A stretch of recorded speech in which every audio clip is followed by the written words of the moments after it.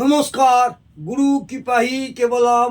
আজ আমি আপনাদের আলোচনা করতে চলেছি, অর্থাৎ আজকের আলোচ্য বিষয় হলো বাস্তু থেকে অর্থপ্রাপ্তির টিপস। বাস্তু থেকে অর্থপ্রাপ্তির টিপস। বাস্তু যদি ভালো হয় তাহলে আমাদের সব কিছু ভালো হয়। প্রথমেই আমাদের দেখতে হবে বাস্তু। সেই বাস্তু থেকে আমরা কিভাবে ব্যবসা বাণিজ্য বা আমাদের গৃহে লক্ষ্মী শ্রীবৃদ্ধি হবে এবং অর্থ শ্রীবৃদ্ধি হবে, সেই নিয়ে দু চারটি কথা আপনাদের বলছি। প্রাচীন ভারতীয় বাস্তুশাস্ত্রতে সাধারণ মানুষের জন্য অর্থপ্রাপ্তির বিশেষ সহায়ক বলে মনে করা হয়, কিন্তু তার জন্য বাস্তুশাস্ত্রের কিছু নিয়মের কথা এবং খুব সাবধানে তা প্রয়োগ করা আবশ্যক বলে মনে করা হয়। এখানে আমরা আমি আপনাদের বলছি বাস্তুর দ্বারা লক্ষ্মী প্রাপ্তির সহায়ক কিছু প্রভাবশালী সূত্র আমি আপনাদের বলবো, সেগুলো মন দিয়ে শুনুন, যা ব্যবহারিক জীবনে খুবই ফলপ্রসূ হবে। এবং এই সূত্রগুলি একটা একটা করে বলি, আপনাদের মন দিয়ে শুনতে হবে।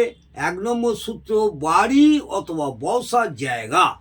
বাড়ি অথবা ব্যবসার জায়গা বা পুজোর স্থান সবসময় উত্তর পূর্ব দিকে অর্থাৎ ঈশান কোণে হওয়া ভালো। এটা আপনারা হয়তো সকলেই জানেন। বাড়ি অথবা ব্যবসার জায়গা বা পুজোর স্থান সবসময় ঈশান কোণ উত্তর পূর্ব কোণে হওয়া ভালো, আপনারা সকলেই জানেন। কিন্তু তবু আমি এই 1 নম্বর পয়েন্টে বললাম। 2 নম্বর পয়েন্ট, ঈশান কোণ অর্থাৎ উত্তর পূর্ব দিক।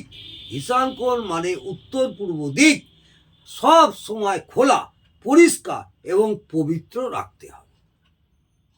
এটা মাথায় রাখতে হবে। এই দিকে ভারী অথবা অপবিত্র কোনো জিনিস বা কোনো সামগ্রী কখনো রাখবেন না, তাহলে বাড়ির অকল্যাণই হবে।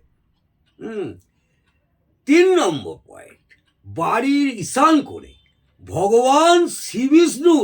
ভগবান বিষ্ণুর পরম প্রিয় তুলসী গাছ রেখে প্রতিদিন স্নান করে শুদ্ধ বস্ত্রে দর্শন করুন এবং পূজা করলে আরো ভালো হয়।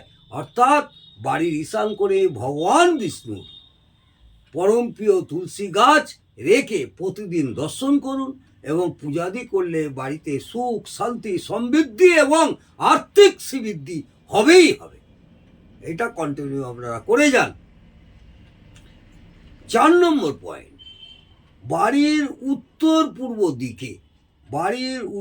পূর্ব দিকে অর্থাৎ ঈশান কোণে মাছের, যদি আপনাদের মাছ পোষার ইচ্ছা থাকে, মাছের অ্যাকোরিয়াম, জলের ফোয়ারা, ফুলের গাছ অথবা সুন্দরভাবে ফুলদানিতে সুগন্ধি ফুল রেখে দিতে পারেন, তাহলেও বাড়িতে অনেকটাই পজিটিভ এনার্জি আপনারা পাবেন এবং লক্ষ্মী দেবী আনন্দ লাভ করে।